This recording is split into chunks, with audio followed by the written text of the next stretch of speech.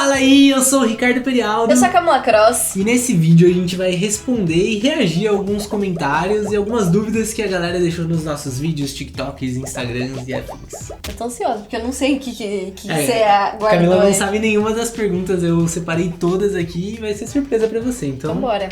Prepara. Como criar conteúdo pro LinkedIn pra gente que só tá estudando ou que tem poucas experiências? Como criar conteúdo sem ter experiência na área? Cara, se você não tem experiência profissional, não significa que você não precisa ter experiência de vida. Tem a palavra sobrevivência e a palavra vivência. Sobreviver é você simplesmente acordar no seu dia e não fazer porra nenhuma. Você só respirar e seguir a vida. Viver, ter vivência, é você experimentar coisas novas, é você fazer coisa diferente, ler coisa nova, conhecer pessoas novas, é você sempre estar crescendo como pessoa, se desenvolvendo, seja profissionalmente, seja como pessoa mesmo. Então o LinkedIn é justamente uma ótima forma de você documentar a sua carreira, e sua carreira tem a ver com a sua vida pessoal. Então você pode compartilhar, às vezes, filme que você assistiu, série, com ponto de vista de desenvolvimento, com ponto de vista da sua área de atuação, da faculdade, do estágio.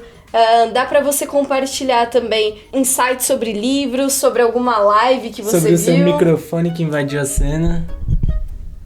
E também, a gente acabou de falar aqui, cara, vai estudar sobre a sua área, vai adquirir repertório. Então, vai fazer um curso gratuito da sua área ou vai ler um livro sobre a sua área e você documenta a sua jornada de aprendizado sobre aquele tema. Então, você não precisa ter experiência naquela área, mas está documentando no LinkedIn, compartilhando com as pessoas do LinkedIn o seu aprendizado sobre aquilo. E aí, às vezes, uma recrutadora, um recrutador, um gestor, uma gestora vão entrar no seu perfil e ver que você está interessado em se desenvolver. Isso pode te ajudar muito se você não tiver experiência. E até também, se você vê algum conteúdo no LinkedIn, você pode absorver todo aquele conteúdo e recriar com a sua forma de falar, com o seu ponto de vista. Tudo é a questão de roubar como um artista. Você pode copiar, só que colocando o seu ponto de vista no lugar. Daniel Bishop.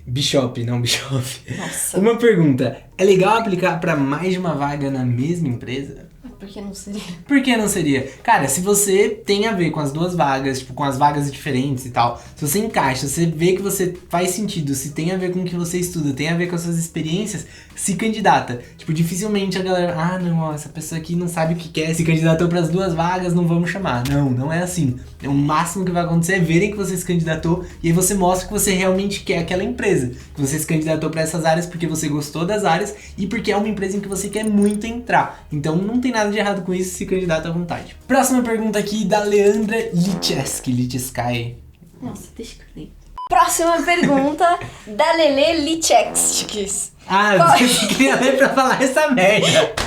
Próxima pergunta da Leandra Lichesky. Qual a diferença entre aprendiz, estágio e trainee? Cara, jovem aprendiz, no geral, é pra galera que ainda tá no ensino médio. Não é uma regra isso, tem gente que já tá na faculdade que é jovem aprendiz, mas no geral ela é mais focada pra quem tá no ensino médio. É o momento mais inicial, assim, de carreira. O estágio, ele já é uma porta de entrada pra sua carreira. O jovem aprendiz vem antes do estágio. Então, se a gente fosse pegar a hierarquia aqui das empresas, você teria jovem aprendiz, estagiário, aí vem analista, trainee e aí vai subindo. Então o jovem aprendiz é a primeira porta de entrada, geralmente é pra quem tem 000 experiência de tudo, assim, não é nada exigido e você não precisa nem estar num curso superior, nem estar estudando alguma coisa específica pra entrar lá. E falando aqui de jovem aprendiz de dia a dia de trabalho, normalmente você vai pegar atividades muito mais operacionais, justamente por você não ter conhecimento de mercado, você não ter essa bagagem profissional.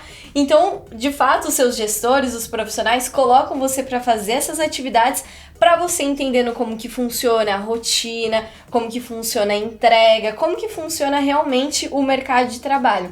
Já tô na faculdade, vale a pena procurar jovem aprendiz? Mano, na minha opinião, não. Se você já tá na faculdade, vai procurar estágio, porque você já pode estagiar desde o primeiro semestre da faculdade e é muito melhor, porque é um cargo mais alto dentro da sua carreira e provavelmente vai te trazer experiências melhores, porque você vai ter mais responsabilidades e tudo mais. E aqui até falando também da transição de carreira, de estágio, a transição normal de carreira é você virar analista júnior, depois analista pleno, analista sênior, para então depois entrar nos cargos de coordenação. E esse é o principal ponto que diferencia o estágio do trainee. O trainee, você já é preparado desde o começo para ter um conhecimento maior sobre gestão de pessoas, gestão de projetos, gestão de negócios. Então, por isso mesmo, quando você entra no trainee, a maioria, né, que tem alguns trainees que são totalmente diferentes, mas a maioria dos trainees, vamos chamar de trainee tradicional, você faz um job rotation entre as áreas. Então, você não fica em uma área só. O trainee vai fazendo essa transição, normalmente é de 2 em 2 meses, durante um ano, para você poder conhecer a empresa inteira. E o legal do trainee é que é um processo de aceleração de carreira. Então, por exemplo, ele é mais focado para quem tá no final da faculdade ou para quem já se formou. E aí, geralmente, quando você sai do trainee, você sai de lá já como analista sênior ou como coordenador, gerente, dependendo da empresa. Então, todos aqui fazem sentido para você, mas o que a gente foca aqui é estágio. Então o ideal é você entrar no estágio agora e mais pra frente você começar a pensar em trainee quando você se formar ou quando estiver perto de se formar. Próxima pergunta aqui é do Giovanni Confolanieri. Conteúdo muito top como sempre. Já Valeu. compartilhei com os meus amigos da facu. Compartilhei também. Galera, só deixa eu perguntar uma coisa. No meu currículo, aquela parte do sobre mim, é bom ter ou é desnecessário? Valeu, curto demais conteúdo. Tamo junto. Cara, aquilo tem praticamente zero necessidade. Por quê? Qual que é o ponto? Como a gente falou, estágio não é uma coisa que exige uma cacetada de experiências. E aquele sobre mim, ele pega muito mais quando a gente tá falando de um profissional que tá buscando vagas como analista, com cargos de gestão, porque você já tem uma vasta experiência para falar sobre você. Esse sobre mim é muito mais para você falar da sua jornada como profissional. Por exemplo, já passei por tais áreas, tenho experiência em produtos, tenho experiência em não sei o que, e posso agregar com isso aqui, entendeu? Quando a gente fala de estágio, mano, você não tem muita coisa, entre aspas, profissional para falar sobre você. Então a gente já conversou com várias pessoas da área de recrutamento, seleção, RH, e eles falam que essa informação não é meio usada assim pra nada. Isso não vai causar um grande impacto no seu currículo e no geral a gente fala pra não pôr porque a galera se enrola mais do que se ajuda escrevendo. Só escreve mesmo quando você tiver que colocar essa informação num site de vagas, alguma coisa assim. É que assim, na minha opinião, cara, o currículo já é um resumo sobre a sua vida pessoal e profissional. E o sobre mim é o resumo do resumo do resumo. Então, cara... Próxima pergunta. José Guilherme Danziato. Uma dúvida, existem plataformas de emprego em que exigem essas informações que vocês falam, até mesmo pretensão salarial. Nesse caso, como devo agir? Essa pergunta ela foi feita num vídeo que a gente falou sobre o que não colocar no seu currículo. Que a gente fala pra você não colocar uma série de coisas, como endereço completo, como seus números de documento, como pretensão salarial e coisas nesse sentido. O ponto é, essas coisas você não deve colocar no currículo de forma ativa pra empresa. Então você não vai pegar, escrever isso no currículo e mandar pra empresa. Mas quando você estiver se candidatando lá no site, ou eles pedirem essa informação pra você, aí você também não precisa omitir, você pode falar essas informações pra eles. A gente já viu o aluno que foi perguntaram lá, qual que é a sua pretensão salarial? Eu, Camila, acho muito tosco, assim, essa pergunta numa entrevista. E normalmente são pequenas empresas que fazem isso. As grandes empresas não têm essa negociação geralmente de é um salário fixo. Exatamente. Então, assim, opinião minha. Mas... Próxima pergunta do Leonardo Castro. É comum uma pessoa ser demitida no estágio? Ou é muito difícil isso acontecer? Nas experiências de vocês, o que já ouviram falar? Já viu o estagiário ser demitido? Cara, é assim, é que não é usada a palavra demissão para estágio. Tem normalmente um contrato não renovado. Exato, porque como que funciona? Rapidinho explicando como que funciona o contrato de estágio. Você pode estagiar até 2 anos, é o seu máximo de tempo que você pode estagiar. Naquela empresa específica. Naquela empresa, naquele CNPJ. Então, as empresas fazem o seu contrato de acordo de como a sua faculdade organiza o seu período. Então, por exemplo, a nossa faculdade era semestral, então a gente podia ter só 4 contratos. Eram contratos semestrais.